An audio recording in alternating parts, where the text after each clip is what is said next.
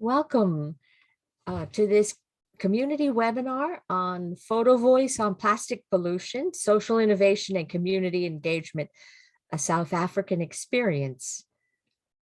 We're very happy to have you here today. Next. Photovoice Worldwide, we are hosting and sponsoring this community webinar series, and our mission includes training, providing training both to individuals, groups, and organizations. We develop community around Photovoice, and especially peer-to-peer learning and continuing education, of which this community webinar is an example. We provide consulting services in Photovoice and participatory photography from A to Z. And we also offer products such as white papers. We have a blog, and of course, this type of webinar. So thank you so much for being here today and being part of our community. Next. So this is our tagline, show stories, share power, and change lives. And from our perspective, this is what Photovoice does. We're showing stories, we're sharing power, and by doing that, we're changing lives, our own as well as lives of our participants. Next. This is just the basics of Photovoice. I know Joana and Tandy will be covering that also a little later. So let me just point out, I first developed this path example when I was in South Africa, working there more than 20 years ago, just on a flip chart, and then later worked with a designer who created these icons for free, helped me make this path. And so we provide this as a free download in turn on our website. Open source help, open source to everybody. And basically, we're learning about a way to communicate and understand local perspectives, people with expert experience that we want to know about, and taking photos, writing captions, holding exhibits, and so on. And we are very pleased today to welcome Joana Bezerra. She has a PhD in Environment and Society. She's a researcher and lecturer at University of Rhodes in South Africa. And her colleague, Tandy Matiobeni, I apologize for probably pronouncing your name incorrectly, and who has a master's in journalism and media studies, and she's coordinator of the Social Innovation Hub at Rhodes. And we'll be learning more about that amazing program during this presentation. And I pass the baton now to Joana. Again, thank you so much for being here, and we look forward to hearing your presentation.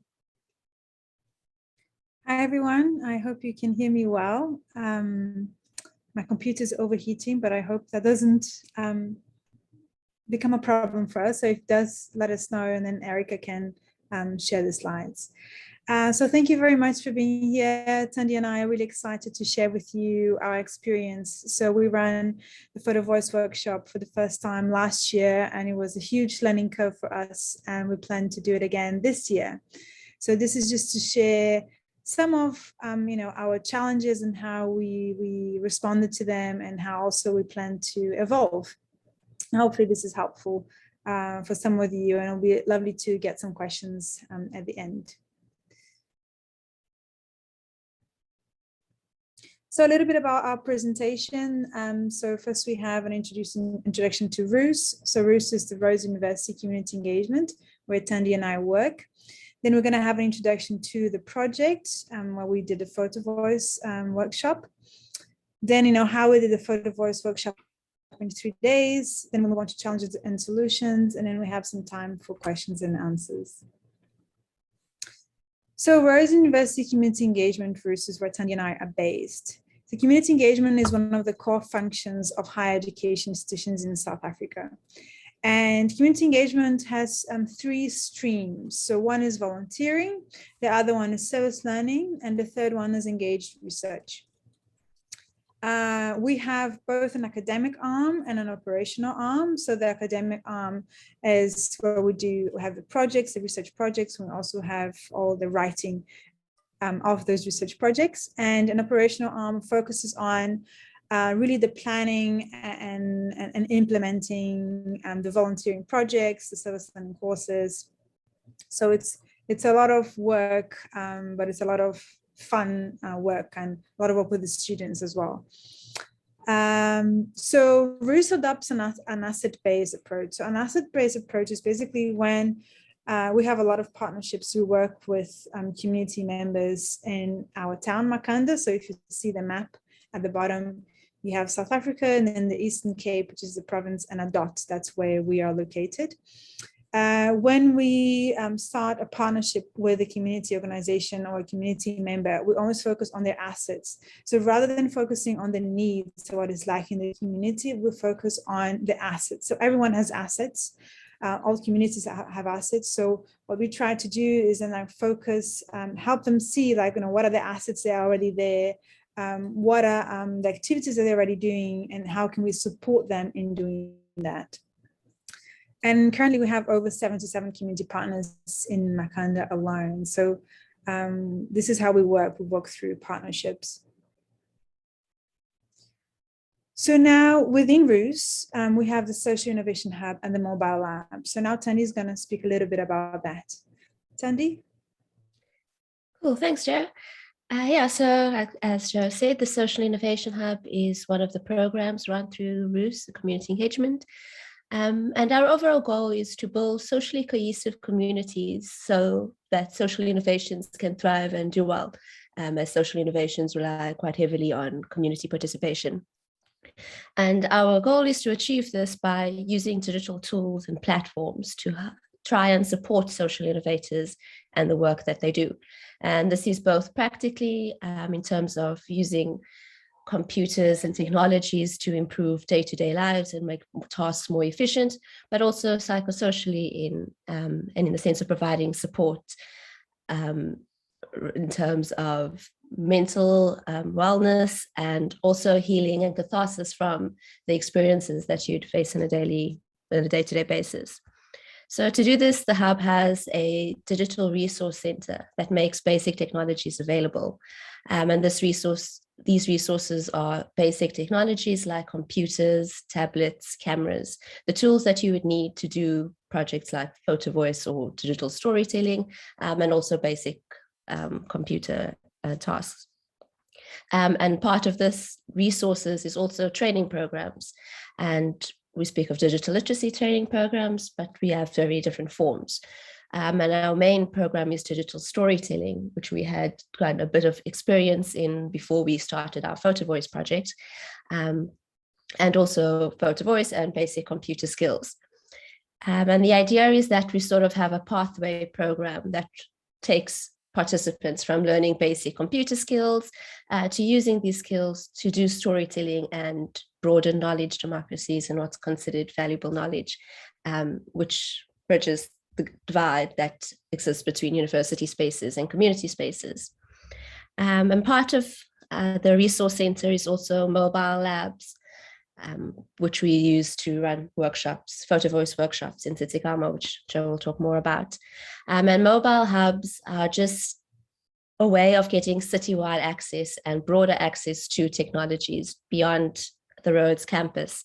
And we have two forms of mobile labs. Firstly, semi-fixed labs that we can set up on partner organization sites for a medium-term basis. That's basically providing resources, equipment to an organization to run their own projects with the communities that they work with. And also pop-up labs, which is packing a set of equipment into Pelican cases and letting organizations take them to more remote areas. And that's sort of feeds into the goal of improving digital literacy in the area, targeting digital divide, and also finding innovative ways of collecting knowledge and generating knowledge with communities. Yeah, Jo, I don't know if there's anything you'd like to add to that.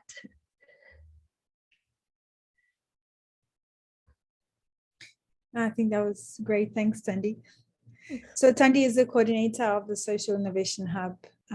So she knows a lot about what goes on there, and also planning the digital storytelling. So she does the digital storytelling, the Photovoice, and also coordinates the basic computer skills that happens. So it's a lot happening. Thanks, Tandy.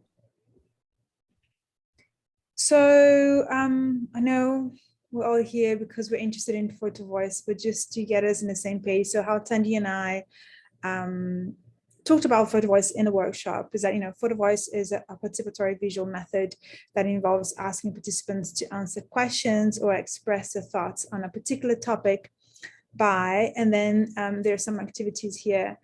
So taking photographs, so that's an obvious one, but also discussing these photos in groups and then selecting photos for wider sharing with the community, writing the captions to accompany selected photos, and then grouping these photos and captions into themes. So, although a photograph is obviously it's the center of it all, there is an important component of writing in it. So now I'm talking about this particular project that Tandy and I worked last year. So this was a project around plastic pollution. So just to give you guys a little bit of a background, we secured some funding to do research on plastic pollution in coastal areas in 2019. And then we worked in Knysna, which is a town in the Western Cape province in South Africa. So Knysna is a very interesting place. It's a very touristy town. It's in the middle of the garden route. I don't know if any of you know. So it's quite very touristy. And Knysna is surrounded by open access protected areas. So in 2019, what we first did is we decided to ask residents of Knysna about their experience of plastic pollution.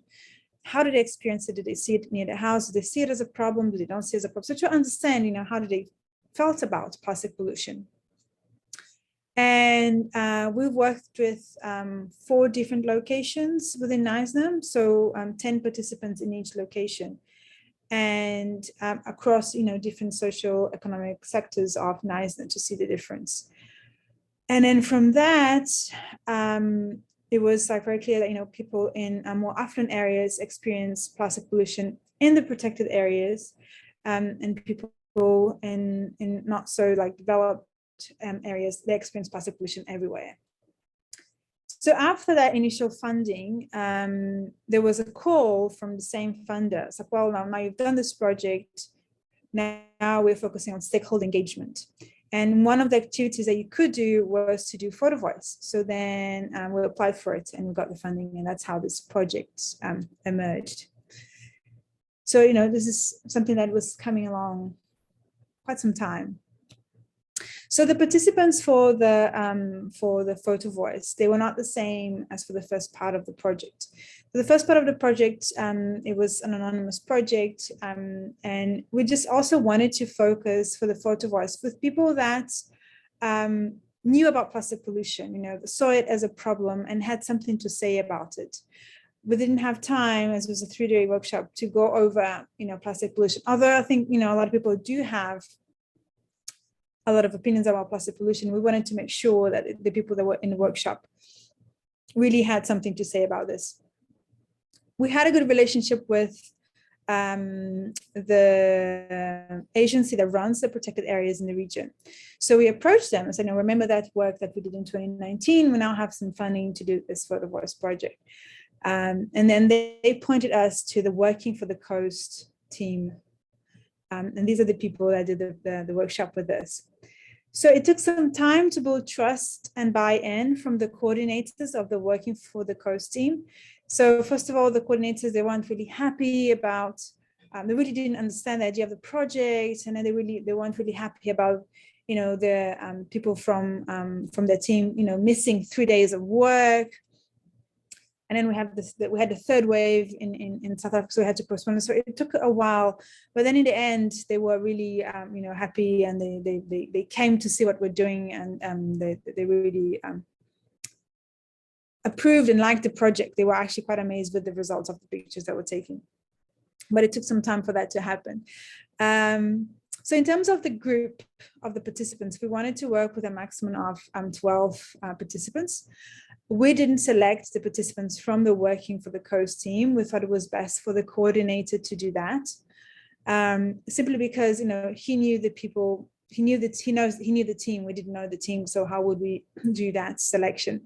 So he selected people based on their skills, because they actually take photos for them also. But also some people there, they were a little bit random. So it was a mixed group. In terms of the groups, there was a huge mix in terms of age and language. I think the youngest one was in the early 20s and the oldest one was like in mid 50s. So you see, there was quite a huge gap. So in the end, we had 10 participants and 3 of them were men. So a lot of women in the group. And also there was a mix in terms of the language. So we had Xhosa speakers and African speakers. And that makes, yeah, so that's kind of like a background on the group. So we just wanted to show you the end results before we go into what we did. This is Pierre Luhma's final 2 photos that he selected.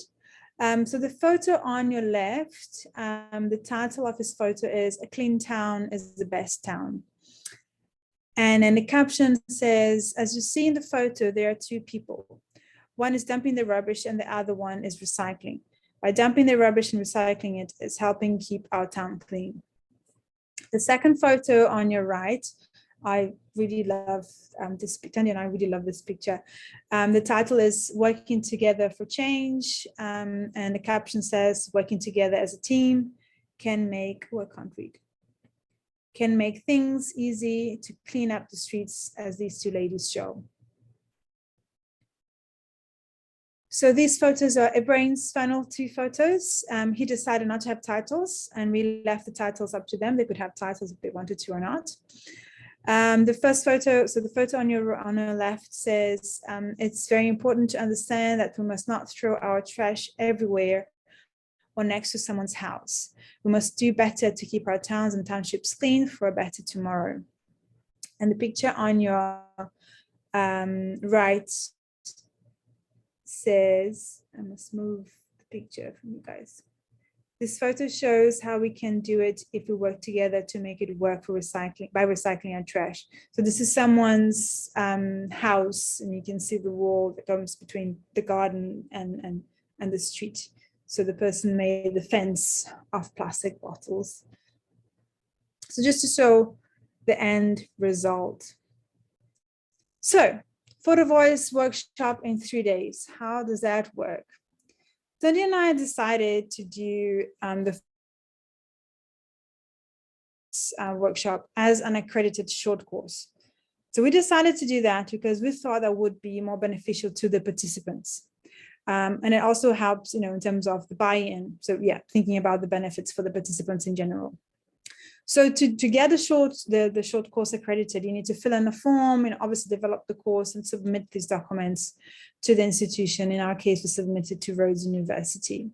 And then once it's approved, you have to do the process every year. And you also need to submit a form in terms of the evaluation, how the course went and the challenges that you had and how you overcame them. So there's a process to it. We designed it in 3 days, and the reason we designed it in 3 days, Tani mentioned that we do digital storytelling workshops.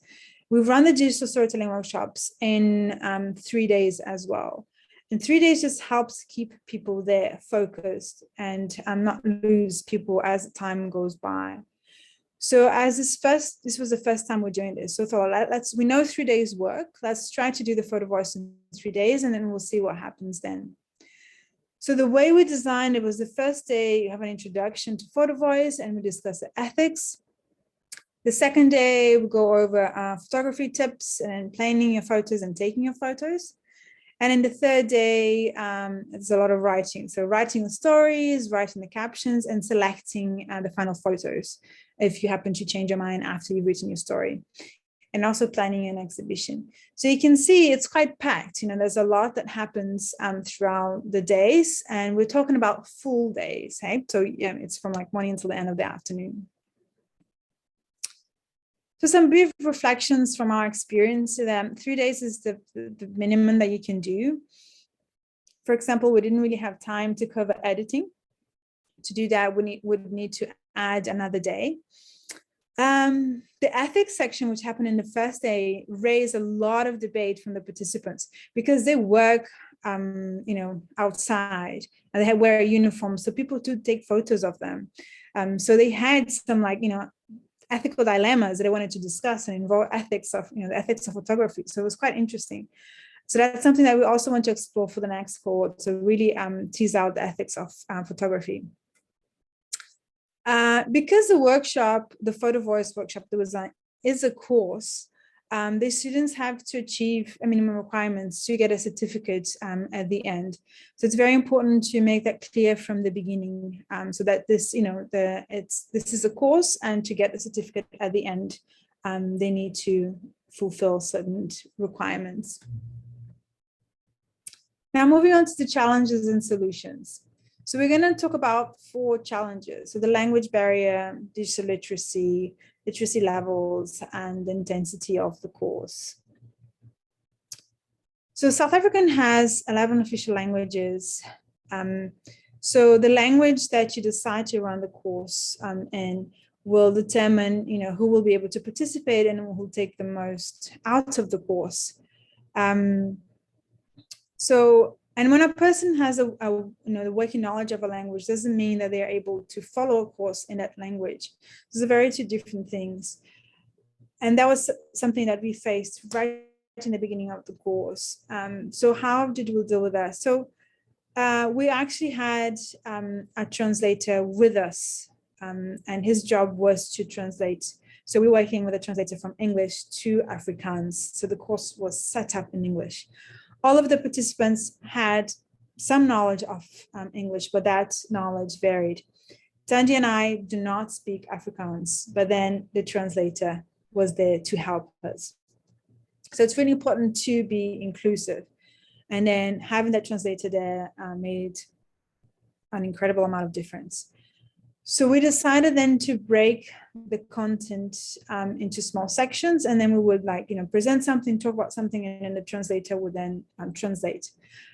Also, when we had small debates, the translator would focus on the group that needed more help. We also allowed people to write in the language that they're more comfortable with. So they didn't have to write specifically in English. They could write in Afrikaans, or they could write in Xhosa. So that also gave them some liberty.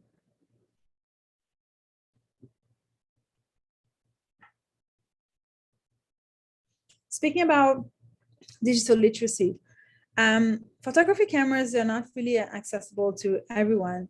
And although most people have a smartphone, most people are used to taking cameras with their phones, that doesn't mean they know how to use the settings, right? So, it's one thing to take a photo. It's another thing to take a photo to capture a message that you want to get across. So then how do we work with that? We decided to work with smartphones. For this particular project, we were lucky enough to have some funding to buy smartphones for the participants. That was not made clear to them before they arrived in the workshop, and we only told them in the end of the first day. So they weren't there for the smartphones. We had photography tips and tricks, and this was on the second day, right before they went to take the photos. So that really helped them understand, how to best get the message that they wanted to get across. So, and the way Tani did it was that, she would speak about particular settings. Let's say here, the focus, where you want to focus a photo. So she would talk about that, and then they would go outside, and this is them taking the photos outside where we were having the workshop, to practice that. So changing where the focus of the photo is and how that changes the picture. And then we would discuss okay, how does that make the picture difference? How would you use that to take a picture? So there's a lot of discussion during the tip section. And then they also planned the photos that they were going to take, and that helped them think like, what is the best way to take that photo? So of course, when you're actually taking the photo, things change, right? But having that planned session really helped them think like, okay, how they can best use the phone to take the photos. So speaking about literacy levels, so not all participants had completed their high school education.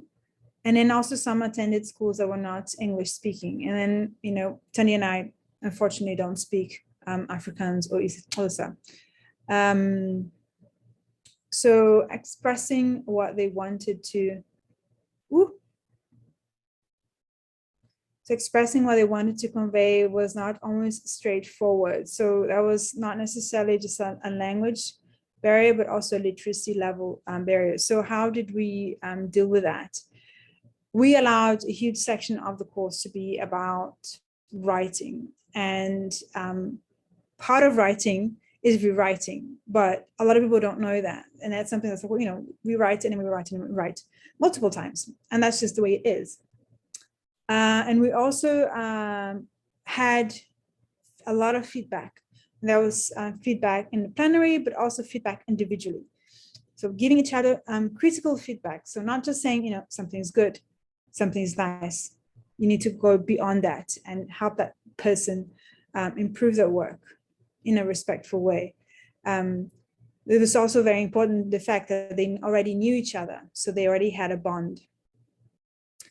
And another thing that we did is that, well, people didn't have to write in English. They could write in a language that they were more comfortable with. And that made things a lot easier for them. And because the translator was there, he could give them feedback in their home language and help them writing in their language. So now the fourth challenge was the intensity of the course. Not everyone is used to focusing for such long hours. It's a long time to focus, 3 full days. It's hard to keep like your concentration. So understanding the purpose of Photovoice and the writing section of the course, they were a bit draining for all of us. And we only had 1 day of photo taking. So luckily for us, the day was beautiful. It was like, so you can see it's sunshine, it's lovely. The sky was blue. It was a perfect day. And how did we do the intensity of the course? So the course requirements were explained in the beginning. So everyone from the start, they knew, what they were doing, why they were there, what was Photovoice about, and what did we want it to do. They also received a program of the course. So everything was explained. Everything we're going to go over in the 3 days, they had that in the first day. So they also made it easier for them to know like what is coming. So they always knew what was happening. And the time frame was also explained for them. And it was a lot easier to do that in 3 days than to spread it over 3 weekends, So something that we did that I think made a huge difference was that we had transport to and from their homes. And we also provided food. So tea, coffee, snacks, and lunch. So we're together the whole day, essentially. We didn't have to spread out to go and get food and things like that. So that just made it easier to focus. And I don't know if you saw, but we had a beautiful space to do the workshop at the Protected Areas Agency. So it was a lovely place. There was a space outside for us to sit down and have fun. So it just worked nice in terms of some fresh air. You didn't need to go outside, the building right there. There was a space where people can go. So some reflections from Tanya and myself. The writing part of the workshop took a lot longer than we envisioned. This is something that we were not expecting, but then it was the first time we were doing it. So we focus on giving feedback and reading and rewriting. So, you write something and then you read it, what you've written, and then you get some feedback and then we rewrite. So because they work together, they already had a bond, a strong bond, and that really helped in terms of giving feedback, and they were very comfortable with each other. So the third day was very heavy, and that was because of the writing. There was a lot of writing in the morning. And then after writing the stories, we thought it was nice for them to have opportunity to select their final photos. Because what we did is in the second day, they took the photos and then they selected, so they went back into to the course space, to the classroom. They selected up to five photos that they wanted us to print. So we printed them the second day in the evening. And then on the third day when they arrived, all the photos were there. After they'd written the stories, they had an opportunity to say, okay, do I want to keep these five photos or do I only need 2 or 3? So you guys saw then in the beginning that Yahluma and Ibrahim in the end only ended up with 2. Because I think after you write your story, you see like, okay, which photo really tells the story that I want to tell here. And we do think it would be worth adding a 4th day photo editing, and also giving people an opportunity to take more photos. After you have a discussion, they can go out again and take photos. So pros and cons of a 3-day Photovoice workshop. So the cons is that there was only 1 day dedicated to photo taking, and as I said, we were very lucky. The day was beautiful, sunshine, blue skies. There's no room for error. You don't have a lot of time. You don't have a buffer. And that can be an issue.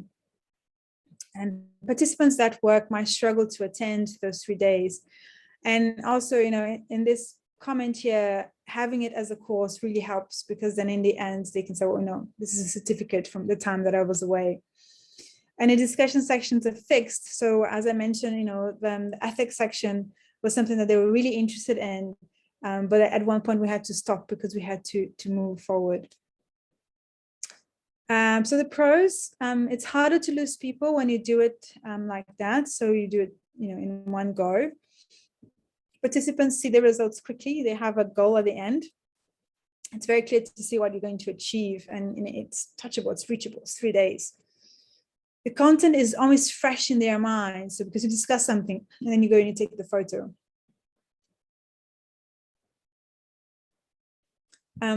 It's easier if traveling is involved. So Tandy and I had to go to Niza, and there was a 5 or 6 hour trip, Tandy. So it's a lot easier to do it like that as well. And then for a group that works together, this could be interesting as a bonding exercise. So some final thoughts here. Participants really enjoy the experience. From the first day, even before they knew they were getting the phones, they kind of they got the idea of Photovoice, and they had a lot to say about plastic pollution. So they were really excited about being there and why they were chosen to do that. They knew a lot about the topic, so they felt that this gave them an opportunity to really express what they know and how they feel. Sandy and I thought about adding a 4th day for participants to take more photos. So after discussion, they can take more photos, and also so we can add an editing section. And then also it's important to understand that each group will have their own set of challenges. And so it's important to be flexible and adaptive. And we see this, for example, with digital storytelling. Each group is unique, and it's important for us as the facilitators to come with a fresh mind and respond to what happens. So this is time for the Q&A. So thank you very much for your time. I hope this was interesting to you guys. So these are our emails. In case you guys want to get in touch, feel free to do so. And then Roos's Instagram and Facebook and Twitter, if you guys want to follow us. And then I'm assuming we all know Photovoice social media handles. Thank you. Thank you so much, Joanna. That was wonderful. And Tandy, also, of course, appreciate your being here today and sharing this very interesting experience in your community-based work. And I think, Joanna, you will be facilitating question and answering. And also Erica is monitoring the chat. I had one question. We can get us started anyway. Um, Now, this group, as with many Photovoice groups, it's focused on people with a similar role in and work, um, as opposed to bringing in any administrators or higher ups to participate as well.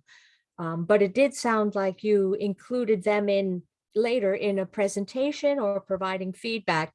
Help us understand, what's your thinking about that? Do you think it's good to have people who have more in common in the group, or is it helpful to have a range of types of participants in a group of this type? Thanks for the question. Yeah, it's interesting.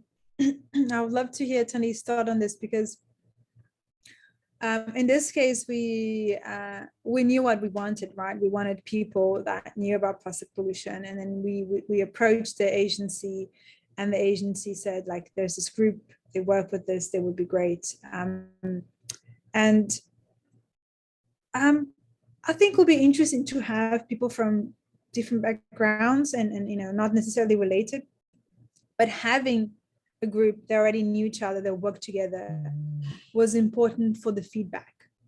I think that was critical for them to give feedback. And then we talked to them about giving feedback, right? So in the beginning, and it was nice to see it, as they incorporated that throughout the days, and really teasing out what they meant, and saying something that could be useful to the person, right? And of course, the person can take it in or not, but so I think that it was critical for that. And it's very difficult for people to give critical feedback and also to receive it. So I think having that bond made that a lot easier. If they didn't have that bond, that wouldn't have happened. And if we had, for example, people from the agency or even the coordinators there, I don't think they would have been comfortable giving feedback to the level that they did. There's also that thinking about how people are going to be comfortable in that space for the critical feedback. But in the digital, so I will be interested in Tandy's opinion, because I know in the digital storytelling, right, sometimes we have groups that work together and they do digital storytelling workshop, but then sometimes a call is sent out. So we have people from different spaces of life that come together. So Tandy, what's your opinion on this? Yeah, I agree. Like, with the intensity of it being 3 days, it really does help that the group's already familiar and comfortable with each other. It also very much, like you say, depends on, the objectives of the project. If you have a particular theme, having a diverse group does have its benefits. Obviously thinking about power dynamics. So if you wanted to have, perspectives of people working on the ground and management, to have that diverse dialogue and the discussions going on in that space, it would be more beneficial if you have people from different organizations. So you're not sitting in a room with, your own management. That did come up a little bit in the Photovoice workshop that we did run. As Joe mentioned, at first there was a little bit of hesitance before everyone got excited about it, and a lot of that was having their manager coming in and seeing, are they doing what they're supposed to do, checking up if everything's going well. So I think knowing what you want to get out of the workshop, and sort of seeing what kind of conversations you want to come out of the group does help in seeing which would work better. As Joe mentioned, in the digital storytelling space, we very often like having people from completely different backgrounds, just so you can have that different perspective on the content that you're putting out. So you may see this is one picture very similarly, considering you all working in the same space every day, but someone coming from a completely different environment would give you feedback that you might not have considered, for example.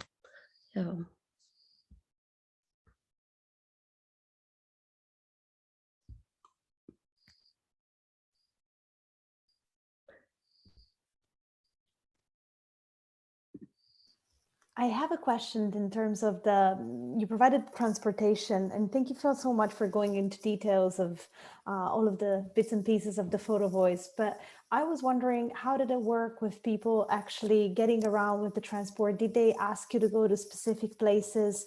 What was the dynamic there? Because that is really interesting. Yeah, thanks. And we forgot to mention that. So we did have a plan. So they planned the photos that they wanted to take based on the ideas that they want, the messages that they want to get across. So they had a list of places that they wanted to go. Because we didn't have a lot of time, everything had to be, very like organized kind of thing. So once they've all decided where they wanted to go, then we decided to who wants to go, to the same places, who's close to one another. And then we separated the transport like that. So people that were going to the same kind of places went to like one transport, others went to another transport. And then drove around. And then of course, you have you want to take a picture of a person that does something with recycling, and then we get there and then the person isn't there. So you have to rethink. So it's like, okay, maybe I need to go somewhere else. We also had that, like, well, actually I need to go to another place, but they knew where they wanted to go and they were taken to those places specifically. And then this is the thing, we set at times, like, okay, we have all these hours for you guys to do this, but by this time you guys need to come back, because I need to download all the photos to the computer. So you guys select the ones that you want us to print so we can get them printed. But this is why I think the planning was important, for not just for them to make the most of that time that we had, which was limited, but also for logistical reasons, right? To plan like who was going where and with who. Not everyone, actually no one had a car, so we had two transports to take people around.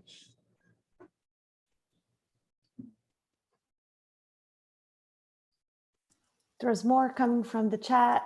Somebody's asking, taking pictures as part of the workshop and not after is a conception you would suggest for Photovoice methodology, or maybe just for projects with similar nature? I mean, including the Photovoice in action as part of the training. Thank you for the presentation. Thanks. So taking the photos after the workshop. Yeah, I think that could be very useful, and especially like if we're going over the tips and tricks and helping them make the most of the use of the resource that they have. So if if it's a camera or if it's a phone, but because the way we design it as an accredited course, then they needed to have to take the photos before the course was finished. So Tanya and I have talked about how else we could do this, and you could potentially extend it, for example, especially if you're working with people from Akanda or from Rhodes University, we could take it a little bit longer, you see, so stretch it over. But then, there's pros and cons for that, but that would allow people to have more time to take the photos that they want to take, and also for more ideas to spark, right? Because then you have very limited time for creativity, I suppose. But I guess that's also one of the reasons that we wanted people that already knew about plastic pollution as something that was important or mattered to them, because that's something that they already had, something to say about it, right? So they didn't necessarily, obviously having more time would have given them more time, more creativity, I suppose, different photos to take in different places. But I don't think I've answered your question, but I think there's space for that. Yeah, I think there's space for that, but then we wouldn't do it as a course, we'd do it as a different way of setting. Yeah.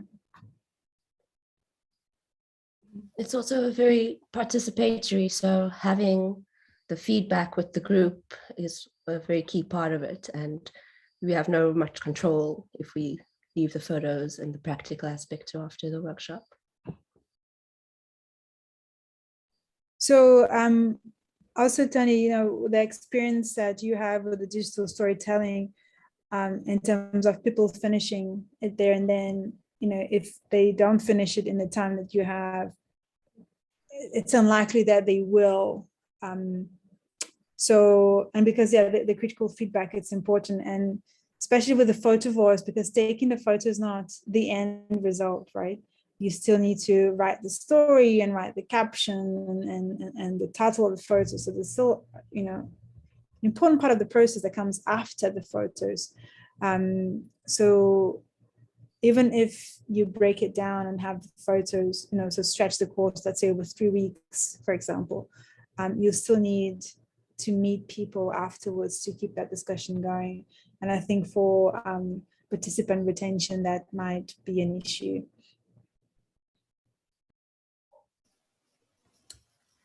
Thank you. More from the chat. It says, thanks for presenting this interesting project. I'm curious to know more about the overall result of the process. Which themes did emerge from the photos analysis? Were the results translated into policy recommendations? Were the results communicated to the entire community? Thanks. So they were very keen on recycling, and they feel very strongly about plastic pollution. Hey Tani, like I was quite surprised about how strongly they felt, like very against plastic pollution. And they were really pro recycling, and there were some people in Iceland that work with so they recycle and they turn things into like little sculptures and things like that, so they sell for tourists. So recycling was an important theme, I think, that appeared, and people's responsibility. I think it was really interesting that they saw that it was,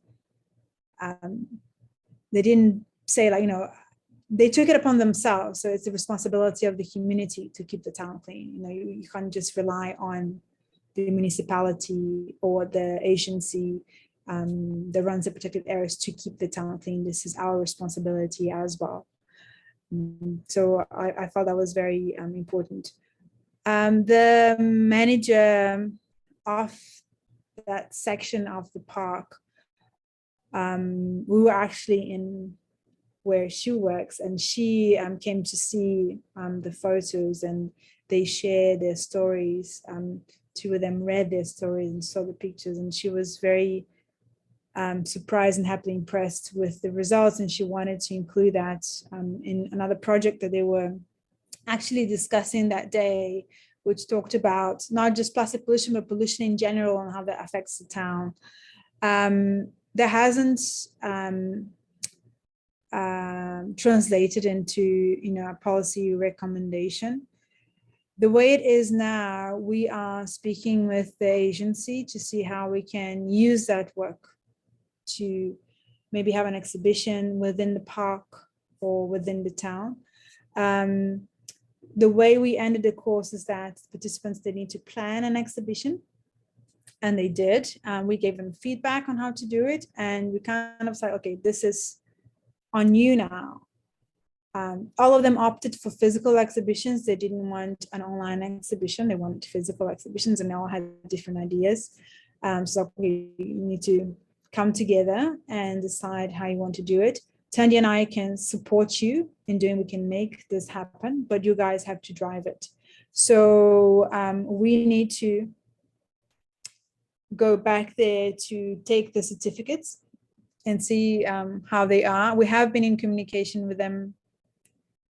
They've been sending me WhatsApp, Tandy, saying, hi, how are you? How are things going? And so, and I asked, like, how's the exhibition coming along? And it's like, yeah, we're still working on it. So I think it's time to go there and help. So I think it's, to be honest with you, I think an exhibition, they wanted to do an exhibition in the community where they live. So I think the person to arrange that, the best one would be them. So we want them to drive that, right? And we will support them, but we want them to drive it, and we made that clear. So what we are doing on our side, we are speaking with the agency to see if we can have an exhibition as part of the protected area or somewhere around the protected area, something like that.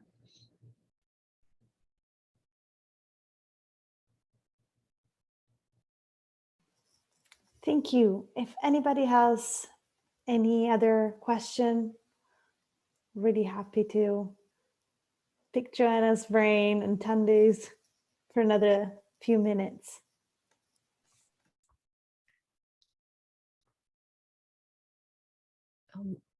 I was very interested to hear about how rich your ethics discussions were, that was a very animated, it sounded like an animated and important part of the work you were doing. And I just wondered, what are some examples of the types of topics that came up around photos, and what types of strategies did the group discuss, or did you discuss with the group to address any of those issues? Yeah, so they work outside, right? And they wear uniforms, so everyone knows who they are and what they are doing. And people do take photos of them, and they feel very uncomfortable about that. And there was an incident where a photo was taken of them having lunch, and it was sent to local newspaper, and the local newspaper published it, basically saying that they should be working and they're resting.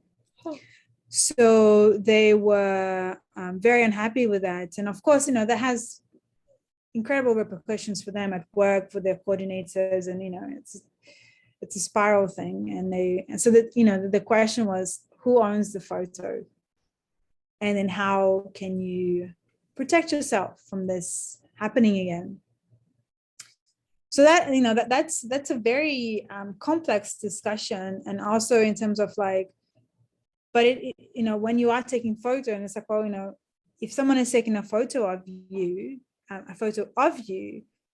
you can go and speak to them. It's like, I don't want you taking a photo of me. You haven't asked my permission. So the importance of taking a permission in the discussion, like in a public space, in public space, and then essentially who owns the photo.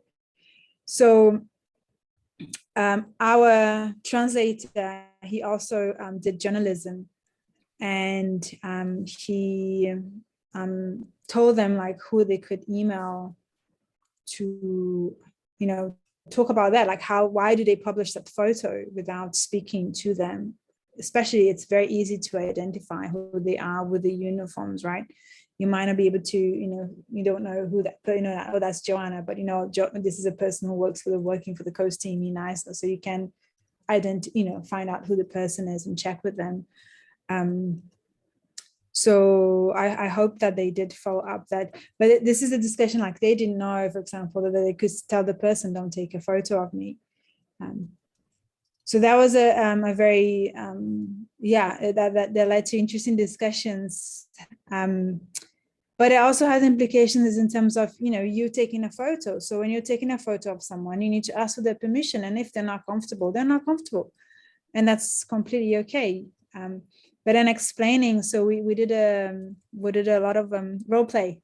They loved the role play. So, approaching people, explaining what the project is about, why they wanted to take a photo, how they're going to portray the message, So, you've taken a photo of you because I wanted to show this and this and this, and being honest with the person that you're taking a photo with. So there was a lot of that. And we also asked them to explain what they were going to do to someone at home, right? Because everyone in the course, they were there, so they knew. So there was a role play, you could pretend you didn't know, but you knew. So, take the opportunity to explain to someone at home, and they have to understand it. You don't have a lot of time, right? You have, a minute to explain what you're doing in a coherent way. And so they did that. So, but that discussion also came back, right, again on the third day about, so the ethics of, and they felt, I don't know how you tell me, but I felt that they left a lot more empowered that when they arrived, in terms of like, saying to people, like, you don't take a photo of me. I'm not comfortable if you're taking a photo of me. And that's extremely important for them in the line of work that they do, and just being exposed to everyone who wants to portray them in a way that it's not something that they are happy with. Thank you. I'm looking at the time and I realize we're at time now, and I'll just jump in and thank Joanna and Tandy for this wonderful presentation. Very interesting to hear about your experiences in NISNA and this valuable work. So thank you so much for sharing it with us today and with our Photovoice Worldwide community. We really appreciate it. Thank you. Thank you guys for giving us this platform. And thank you, Tandy. It's very late in South Africa. Thanks, everyone. It was great. Great. We look forward to future contact. We will just say a little thing. We're working hard on planning a project together, hopefully next month, and we'll keep you informed. And we'll see you next time. Thanks, everyone.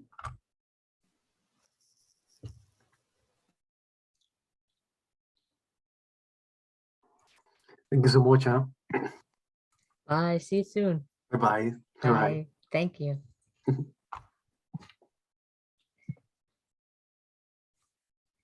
That was wonderful, Joanna. I can't turn off the recording because I'm not the host.